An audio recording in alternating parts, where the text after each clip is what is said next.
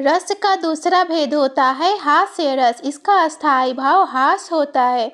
वाणी, वेशभूषा या शारीरिक बनावट देखकर मन में जो हास्य उत्पन्न होता है ना, उसे ही हास्य रस कहते हैं।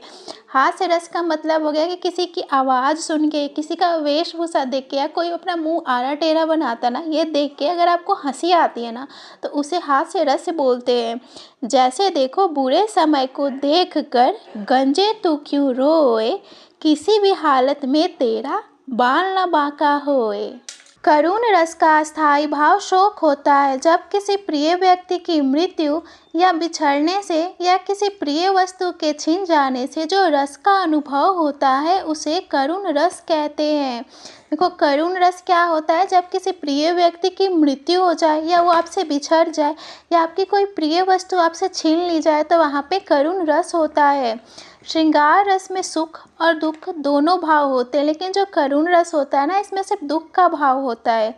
जैसे, अंधी आज बनाकर मुझको किया न्याय तुमने जगदीश।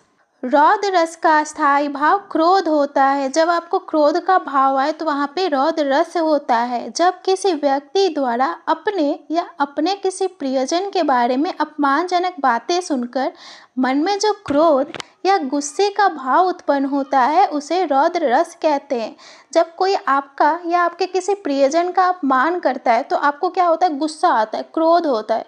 तो वहाँ पे क्या होगा? रौद्र रस होगा। जैसे देखो, श्री कृष्ण के वचन सुन अर्जुन क्रोध से जलने लगे, सब शोक अपना भूल कर करतल युग मलने लगे। वीर रस का अस्थायी भाव उत्साह होता है। जब कभी देशभक्ति की बात होती है, तो हमारे मन में क्या होता है? उत्साह आ जाता है, तो वहाँ पे वीर रस होता है।